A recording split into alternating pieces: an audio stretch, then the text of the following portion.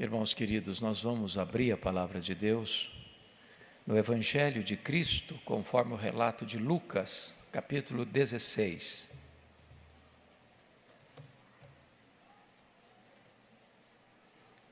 Lucas, capítulo 16, versos 19 a 31.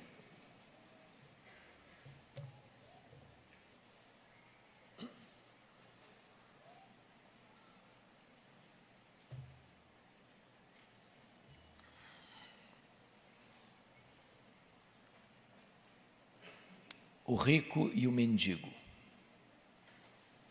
Ora, havia certo homem rico, que se vestia de púrpura e de linho finíssimo, e que todos os dias se regalava esplendidamente.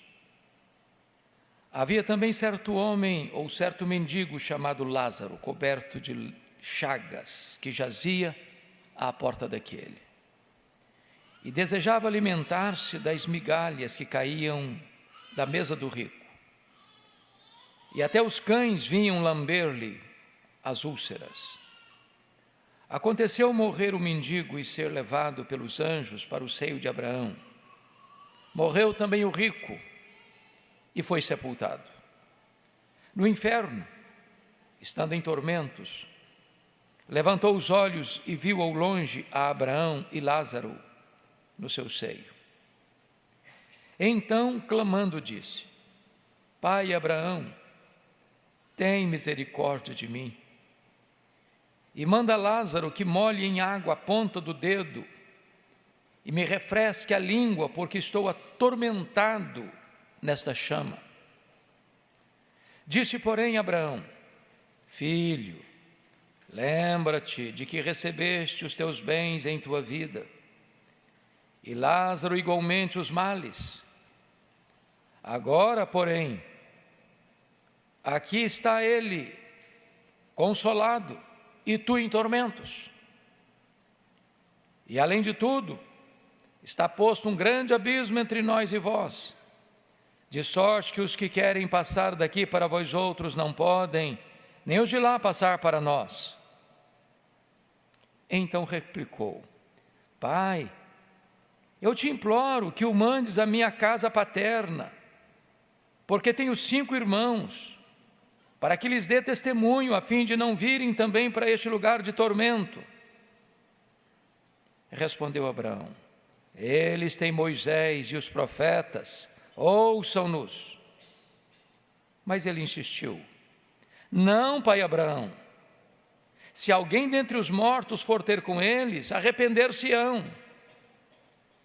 Abraão, porém, lhe respondeu: Se não ouvem a Moisés e aos profetas, tampouco se deixarão persuadir, ainda que ressuscite alguém dentre os mortos. Eu gostaria de, nesta noite, irmãos, falar sobre o tema céu e inferno, realidades eternas. Esse texto tem uma característica: ele é fácil de entender. Você pode até rejeitar sua mensagem, mas não pode alegar que é um texto confuso, obscuro, complexo. Esse texto, de forma eloquente e com clareza diáfana, afirma para nós que a vida é mais do que viver e a morte é mais do que morrer. Esse texto mostra para nós que a vida não se limita ao breve percurso do berço à sepultura, que a vida prossegue além túmulo, e que as realidades que estão aqui de forma tão eloquente não significam que perpetuarão além túmulo. Esse texto retrata com total clareza que depois da morte só tem dois destinos: o paraíso ou o inferno. A passagem revela para nós um profundo contraste, ou um tríplice contraste. O primeiro deles é o contraste na vida. Tem um homem rico, e a Escritura nos afirma que este homem não é apenas rico, mas ele se veste de púrpura e de linho finíssimo. A ideia de vestir-se traz a realidade de que ele não se vestia ocasionalmente, que ele se vestia continuamente, constantemente, de púrpura. Púrpura era encontrada em moluscos nas profundezas dos mares, um produto caríssimo, que só os grandes, nobres e os mais ricos da época podiam ostentar. A Bíblia nos fala daquela empresária asiática de Tiatira, que morava em Filipos, que vendia púrpura, Lídia. Era a roupa que os senadores romanos vestiam, era caríssima e raríssima. Mas este homem vestia-se de linho finíssimo, era a roupa de baixo, também uma roupa das mais caras, das mais excelentes. E o texto nos informa que todos os dias, não há alguns dias especiais da semana, não em comemorações ocasionais, mas todos os dias ele se regalava. E ele não só se regalava esplendidamente. Não podia ter um cenário de luxo, de ostentação, de festa contínua, de banquetes fartos, como descrito aqui nesse versículo de número 19. Um ostenta uma riqueza espalhafatosa, no vestir, no festejar, nas mesas fartas, nos convívios especiais. Mas quando você olha o outro quadro do contraste, no verso 20, fala de certo mendigo, chamado Lázaro. Não é um mendigo apenas qualquer, é um certo mendigo. E o texto diz como é que ele vivia, não só na pobreza, na carência, na ausência do básico, mas ele é enfermo. E ele não é só enfermo, ele tem chagas, mas ele não só tem chagas, ele está coberto de chagas. Mas este pobre mendigo, chagado, com o corpo devastado pelas feridas, diz o texto, que jazia à porta daquele, e desejava alimentar-se das migalhas que caíam da mesa do rico. Ou seja, ele é mendigo, ele é doente, ele está faminto. E o texto prossegue, no versículo de número 21, que ele desejava alimentar-se das migalhas que caíam da mesa do rico. E curiosamente o texto não diz se ele recebia ou não essas migalhas. Uma dúvida é colocada, uma pergunta é feita: será que ele conseguia pelo menos as migalhas? E para fechar esse relato desse profundo contraste na vida, diz o texto que os cães vinham lamber-lhe as úlceras. Só os cães se aproximavam dele. Talvez os outros, horrorizados, nauseados, se afastavam. Não podia haver um contraste tão profundo quanto este na vida. A vida nem sempre parece justa. Alguns têm de mais, outros têm de menos. Uns vendem saúde, outros estão cheios de úlceras. Uns se vestem engalanadamente, outros se vestem de trapos. Uns se cercam de convidados ilustres, outros têm apenas os cães como amigos próximos. Esse é o contraste na vida. Mas esse texto retrata para nós um segundo contraste. É o contraste na morte. E chama a sua atenção para o verso 22. Aconteceu morrer o mendigo e ser levado pelos anjos para o seio de Abraão. Morreu também o rico e foi sepultado. Notem vocês, meus amados irmãos, que o rico aqui não tem qualquer denúncia sobre ele, de que ele era um ladrão, de que ele era um assassino, de que ele era um corrupto, de que ele era um idólatra, de que ele era um feiticeiro, de que ele era um ateu, um agnóstico. Nem mesmo que ele era rico porque explorou os pobres. Não há qualquer denúncia na riqueza dele. O problema dele não era a riqueza.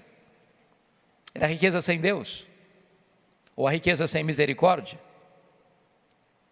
O problema deste homem não era possuir dinheiro, era ser possuído pelo dinheiro. Era viver por prazer. Era viver para ele mesmo. Notem mais que ele não vai para o inferno porque é rico.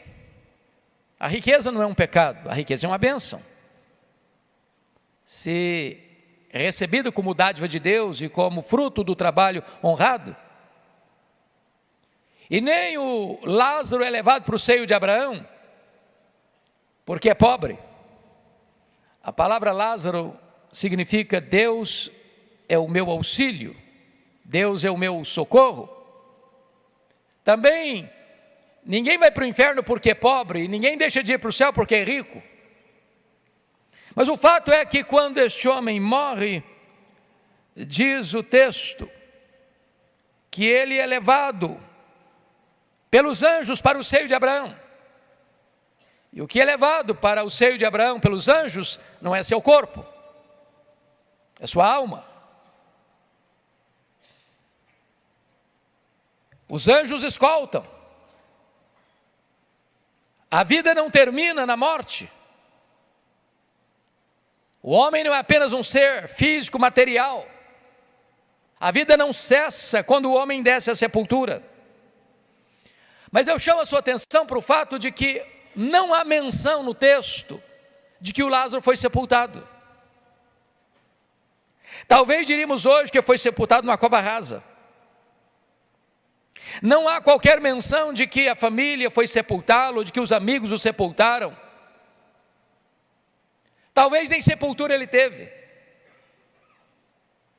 Provavelmente, conhecendo a cultura da época dos cães, que não eram hoje pets tão especiais, queridos, que frequentam as casas mais luxuosas, que deitam nas camas mais macias, que recebem os quitutes mais gostosos. Mas os cães naquela época eram leprentos, viviam pelas ruas, revirando os lixos. Olhando este cenário, talvez os cães foram seus agentes funerários. Os cães foram a sua sepultura. E você sai dessa cena perplexo, nauseado, revoltado. Mas o outro, veja você, versículo 22, morreu também o rico e foi sepultado. Embora o texto não diga nada, está, por certo, nas entrelinhas, que ao ser sepultado, deve ter sido sepultado com todas as honras, com todas as pompas, com os discursos laudatórios, com os elogios mais eloquentes, como um benemérito da sociedade, como uma grande figura humana. Talvez elencaram os títulos, as riquezas, os amigos, talvez um esquife de cedro do Líbano, as flores as mais mimosas, o cortejo fúnebre mais frequentado, a cerimônia religiosa mais pomposa. E talvez alguém olhe aquele corpo descendo ao túmulo e com palavras cheias de emoção, dizendo: descansou. Que contraste na vida, que contraste na morte. Porém, esse texto não termina aqui os contrastes. Há agora um contraste na eternidade. E vejam vocês, versículo 23. Morreu também o rico e foi sepultado. No inferno, estando em tormentos, levantou os olhos e viu ao longe Abraão e Lázaro no seu seio. Então, clamando, disse: Pai Abraão, tem misericórdia de mim, e manda Lázaro que molhe em água a ponta do dedo, e me refresque a língua, porque estou atormentado nesta chama. Disse, porém, Abraão: filho, lembra-te de que recebeste os teus bens em tua vida, e Lázaro igualmente os males. Agora, porém, aqui ele está consolado, e tu em tormentos. E eu chamo a sua atenção para algumas coisas aqui. Primeiro, é que este texto sai da boca de Jesus. Jesus não tem uma teoria, Jesus é a verdade. E Jesus está dizendo que inferno existe. Há hoje muitos pensadores, filósofos, teólogos liberais que querem apagar as chamas do inferno. E criam algumas ideias. Por exemplo, o inferno é aqui mesmo. Agora, se o inferno é aqui mesmo, esse inferno é muito bom. Porque aqui você tem água fresca. Aqui você tem praias. Você tem campos verdejantes. Você tem florestas. Aqui você planta, você colhe. Aqui você ama. Aqui você abraça. Aqui você tem família. Aqui você cria filhos. Aqui você se alegra com seus netos. Aqui você tem acesso às mesas fartas. Aqui você delicia os frutos saborosos. Aqui você tem uma cama macia para dormir. Aqui você tem roupas quentes para vestir. Aqui você tem igreja para cantar, celebrar o nome excelso de Deus. Não, não, não, o inferno não é aqui. O inferno não é aqui. Outros dizem: não, o inferno não existe. Porque na verdade, no final de tudo, Deus, que é misericordioso, vai levar todos para o céu. É o universalismo. Não importa o que você crê, ou se você não crê. Não importa se você é religioso ou não religioso. No final vai dar tudo certo e todos serão salvos. Mas Jesus define aqui que um está no seio de Abraão, outro está no inferno. É simples assim. É claro assim. Outros dizem: não, não, não. Na verdade tem céu. O céu existe. Mas o inferno não. Porque aqueles que não crerem em Jesus serão aniquilados. Não mais existirão. O inferno não existe. Abaixo o inferno. Mas nós poderíamos usar todas as águas dos mares e oceanos e não conseguiríamos apagar as chamas do inferno. A pena dos filósofos, dos ateus, dos agnósticos não poderiam apagar o inferno. O inferno existe. Eu sei que não é bom, não é agradável ouvir sobre o inferno. Nenhuma pessoa, ao escutar um sermão sobre o inferno, dá um tapinha nas costas do pregador e disse: que lindo o seu sermão, eu estou até saindo mais aliviado daqui hoje. Mas é melhor ouvir sobre o inferno do que ir para lá. Ninguém mais falou sobre o inferno do que o próprio Senhor Jesus. Ninguém mais alertou-nos sobre o risco e a realidade do inferno do que o próprio Senhor Jesus. E aqui eu gostaria de considerar com vocês algumas coisas que o texto afirma sobre a realidade eterna do inferno. Primeiramente, confira comigo o versículo 23. O inferno é um lugar de tormentos. No inferno, estando em tormentos, levantou os olhos e viu ao longe Abraão e Lázaro no seu seio.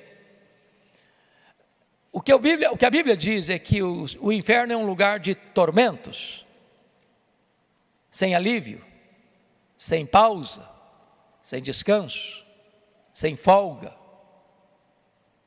O que a Bíblia diz é que é um lugar de choro e ranger de dentes, onde o fogo não se apaga, onde o bicho jamais deixa de roer. É um lugar onde se é açoitado de forma intermina pela culpa, pelas oportunidades perdidas. E isso não é uma fantasia, isso não é um mito, isso não é uma metáfora, isso não é algo para espantar aqueles que são desprovidos de razão. Isso é um alerta. O inferno é um lugar de tormento. Mas em segundo lugar, o inferno é um lugar onde não tem consolo. Prosseguindo na leitura, versículo 24 diz: então, clamando, disse pai Abraão: tem misericórdia de mim, e manda Lázaro que molhe em chama, ou que molhe em água a ponta do dedo, me refresque a língua, porque estou atormentado nesta chama.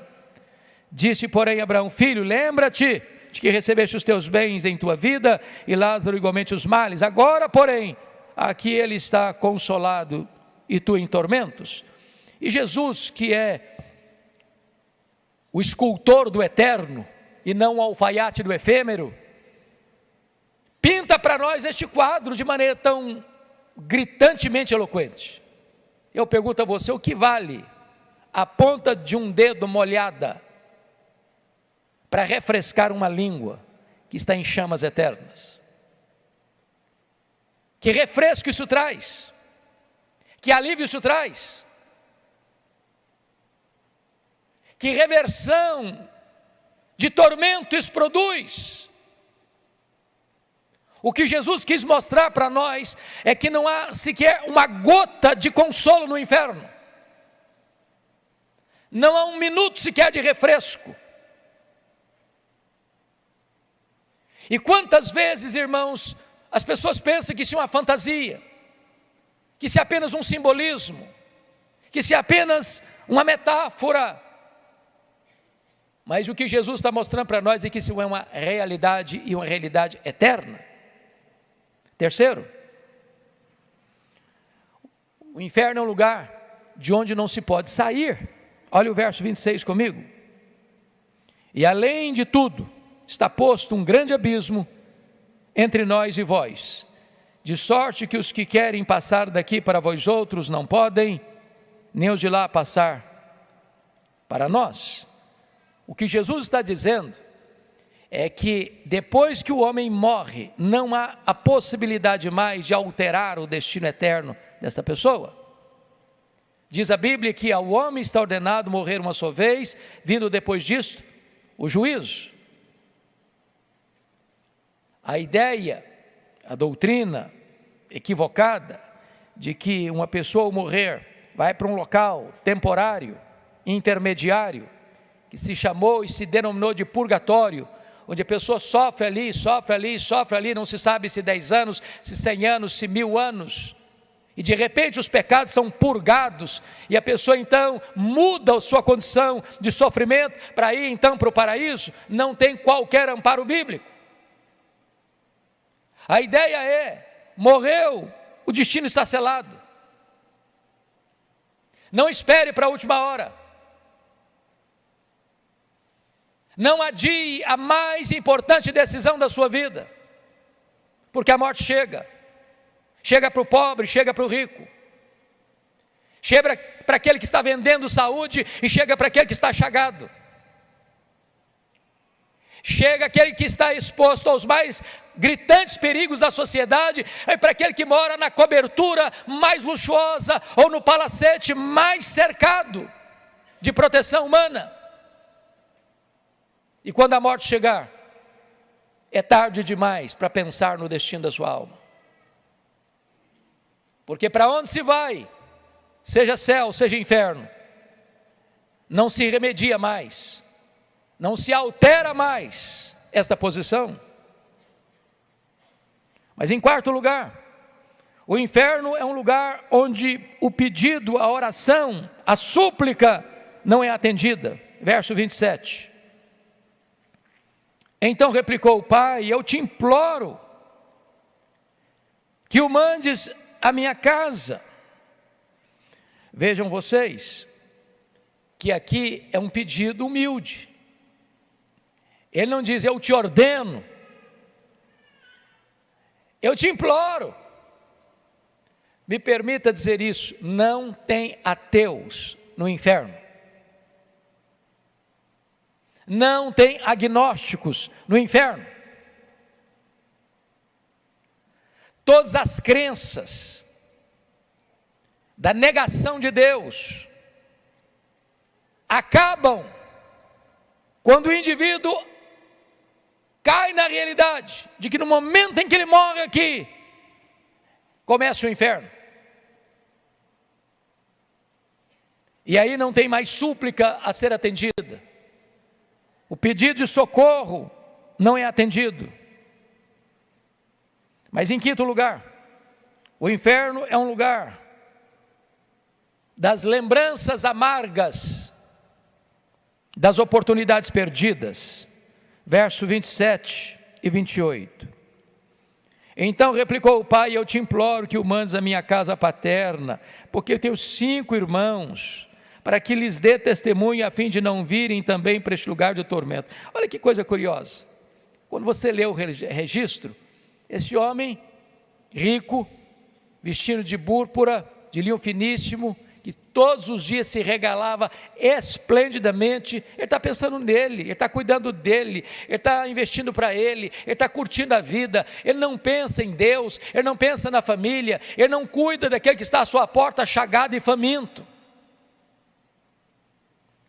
Quando ele entra para o inferno, ele lembra que ele tem irmãos, ele lembra que ele tem uma casa, que tem mais gente na família, e agora ele está se preocupando, mas agora é tarde demais, agora não se ajuda mais ninguém. Não é verdade que os mortos interferem na vida dos vivos, não é verdade que os vivos se comunicam com os mortos. Depois que o homem morre, não tem mais esperança. Mas ainda, em sexto lugar, o inferno é um lugar que não pode ajudar mais, não se pode ajudar mais a família. Olha os versos 28 a 30.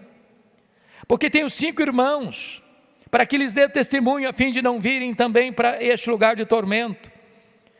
Respondeu Abraão: eles têm Moisés e os profetas, ouçam-nos. Mas ele insistiu: não, pai Abraão, se alguém dentre os mortos for ter com eles, arrepender-se-ão. Preste atenção nisso, irmãos. Preste atenção nisso. Este homem, além de ser rico, de vestir-se de púrpura, de linho finíssimo, de regalar-se esplendidamente todos os dias, ele tinha uma teologia errada. E nem o inferno corrigiu a teologia errada dele. Qual era a teologia errada dele? Na cabeça dele, se um morto aparecesse para falar para os irmãos dele sobre o inferno, eles se arrependeriam. Como é que Jesus, na parábola aqui, no texto aqui, corrige essa falsa teologia? Eles têm Moisés e os profetas, ouçam-nos. Qual é a maneira de Deus falar às pessoas? Não é os mortos vindo aqui, é pela Bíblia, é pela palavra. A fé não vem por ouvir mortos, a fé vem por ouvir a palavra e a palavra de Deus. Se alguém não escuta a voz do Evangelho, não escutarão a voz suposta dos mortos. E é curioso que no verso 31 a correção está feita. Abraão, porém, lhe respondeu: se não ouvem a Moisés e aos profetas, tampouco se deixarão persuadir, ainda que ressuscite alguém dentre os mortos. O que Jesus está dizendo aqui? se porventura tem que existir uma voz, é necessário que a pessoa que morreu primeiro ressuscite para falar. Porque os mortos não comunicam-se com os vivos. Então não adianta que o Lázaro morto vá lá falar, isso não é possível. Mas ainda que o Lázaro ressuscite, eles não ouviriam se não ouve a palavra de Deus. E a Bíblia tem um exemplo claro. Sabe qual é o exemplo? É de um outro homem chamado Lázaro. Lázaro de Betânia. Ele ressuscitou. Ele se assentou à mesa com Jesus. Ele certamente disse: olha, eu estive morto, mas estou aqui de novo. As pessoas se arrependeram? Porque viram Lázaro ressuscitado? Não. Quiseram matá-lo. As pessoas se arrependeram? Não. Tramaram para matar Jesus. O que Jesus está dizendo, irmãos, que não há misticismo na comunicação. É preciso abrir a Bíblia e pregar a Bíblia. Porque só através do Evangelho as pessoas poderão reconhecer-se pecadoras, se arrependerem, crerem e serem salvas. Mas, meus amados irmãos, voltemos agora ao fato de que, depois da sepultura, um está no inferno, um está em tormento, um não consegue sair mais de lá, um não consegue mais consolo, um não consegue mais ter suas orações atendidas, um não consegue mais socorrer a família, e o outro? E o outro? Veja comigo, por gentileza. Na eternidade, está escrito, no versículo 22, aconteceu morrer o mendigo e ser levado pelos anjos para o seio de Abraão. A palavra seio de Abraão é o mesmo, representa a mesma coisa, descreve a mesma verdade de que céu, casa do Pai, paraíso, Nova Jerusalém, lugar de bem-aventurança eterna. Então o que Jesus está dizendo é que tem dois destinos, um de condenação eterna e outro de gozo eterno, um de tormento eterno e outro de descanso eterno, um onde tem choro e ranger de dentes, outro onde tem alegria e festa eterna, um de trevas exteriores, outro da Nova Jerusalém, que resplandece a glória de Deus, um que chora com ranger de dentes, outro que celebra por toda a eternidade. É isso que está diante de nós. Esta é a realidade. Mas notem mais, o texto prossegue e vai nos informar, no versículo 25, agora, porém, aqui ele está consolado, consolado. E eu fico imaginando, meus irmãos, que o Lázaro, quando é escoltado pelos anjos, e essa é uma verdade muito bonita, porque o que acontece com a morte de um crente, irmãos? O que acontece? A Escritura diz que quando um crente morre, ele deixa o corpo para habitar com o Senhor. A Bíblia diz que morrer é partir para estar com Cristo, o que é incomparavelmente melhor. A Bíblia diz que bem-aventurados são aqueles que desde agora morrem no Senhor, para que descansem das suas fadigas e as suas obras os acompanham. No momento em que um crente fecha os olhos aqui, imediatamente o seu espírito é aperfeiçoado para entrar na glória. E ao entrar na glória, não tem mais choro, não tem mais dor, não tem mais luto. As primeiras coisas terão passado. E agora a nossa alma sobrevive sem o corpo, embora o nosso corpo não sobreviva sem a alma. É por isso que quando sai o nosso espírito, a nossa alma do corpo, o corpo que foi feito pó, é pó, volta ao pó. Mas a alma vai imediatamente para Deus, já começa a desfrutar das glórias do céu, as venturas do céu, as belezas do céu. Porém, quando o Senhor Jesus Cristo voltar em majestade e glória, diz a Bíblia que todos ouvirão a sua voz e sairão dos túmulos, uns para a ressurreição da vida, outros para a ressurreição do juízo. E diz a Bíblia que então nós teremos a grande alegria e gozo, se tivermos já ido para o Senhor, voltaremos com Ele em glória, e este corpo que foi feito do pó, é pó e está no pó, ressurgirá com um corpo imortal, incorruptível, poderoso, glorioso, espiritual, celestial, semelhante ao corpo da glória do Senhor Jesus Cristo. Unir-se-á a esta alma glorificada, e então nós estaremos para sempre, sempre, sempre com o Senhor. Sem qualquer dor, sem qualquer sofrimento, sem qualquer pesar, sem qualquer despedida, sem qualquer tristeza, sem qualquer pecado. Temos diante de nós céu e inferno, a morte e a vida. E a palavra de Deus para você hoje é: escolha a vida para que você viva e viva eternamente.